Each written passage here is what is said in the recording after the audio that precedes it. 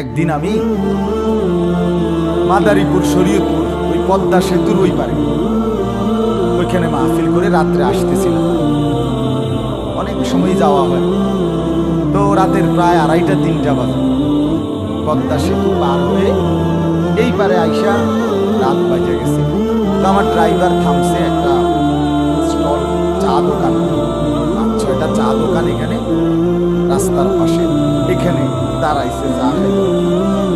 Driver মাঝখানে মাঝখানে কি খায়? চা খায়।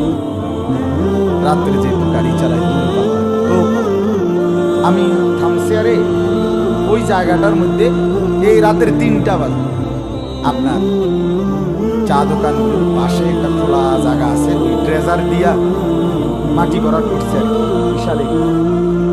এখানে দেখলাম প্রায় ওই সময় রাতের 2টা-2:30 বাজে, কমপক্ষ 200 মোটরসাইকেল এখানে। প্রতিটার মধ্যে একটা যুবক ছেলে আছে, আর অধিকাংশটার মধ্যেই একটা মেয়ে আছে। রাতের বাজে 2:30। আমার বলার উদ্দেশ্য যে আমি গ্লাস নামাইয়া ওই আমারে চা দিছে যে চা খাইছি গাড়িতে বইয়ে বইয়ে। এই টাইমে আমি আপনার শুনতেছি মানে এই ছেলেগুলো, এই যে মেয়ে আছে ছেলে আছে কথাবার্তা বলতেছে, চিৎকার চেঁচামেচি, অথচ রাত অনেক। কথা যে কইতেছে এরা, আমি শুধু এমনি শুনছি আর কি কয় ছেলে, মানে এত বিশ্রী, এত নোংরা কথা। কোন মানুষের বাচ্চা তো পরের কথা, কুত্তা সাও।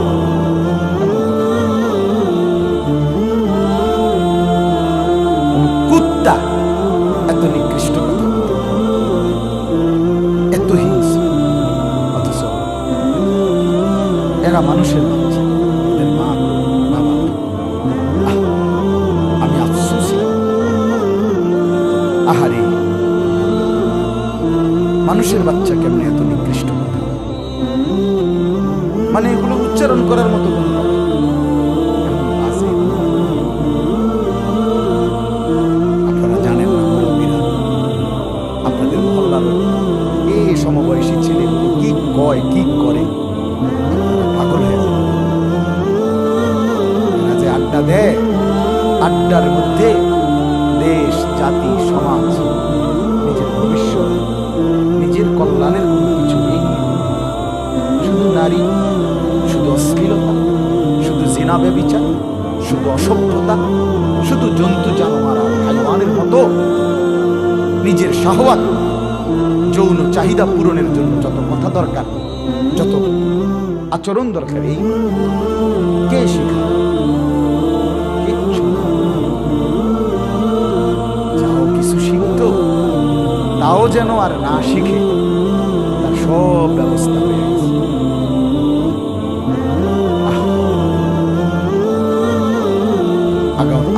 অনাগত প্রজন্ম, সামনের জেনারেশন এই রং তামাশা, হাসি ঠান্ডা, মোবাইল, ব্যাংকের নাচ, কাউয়ার নাচ, ধরে দিয়া খেলা, খানা খাওয়া, মানে কি শিখাবে, কি করবে আগামী প্রজন্ম? সম্পূর্ণ অকর্মণ, অপদার্থ বানানো সমস্ত নীল নকশা আছে। শুধু অল্প কিছু সচেতন অভিভাবক, বিবেকবান কিছু অভিভাবক যদি প্রতিবাদ না করত, তাইলে আমার এই 1,00,000 কোটি মুসলিম প্রজন্ম, 12 বছর, 14 বছর, 15 বছর, 16 বছর, এদের জীবনটা রং তামাশা আর ফুর্তি আর মোবাইল, ফেসবুক, ইউটিউব আর বিভিন্ন রকমের অ্যাপস দিয়ে একেবারে সম্পূর্ণ খামখেয়ালি একটি জাতি বানানোর ষড়যন্ত্রমূলক সব পরিকল্পনা এদেশে বাস্তবায়ন হয়ে আছে, শুধু প্রতিবাদের কারণে পুরোপুরি বাস্তবায়ন করতে পারছেন।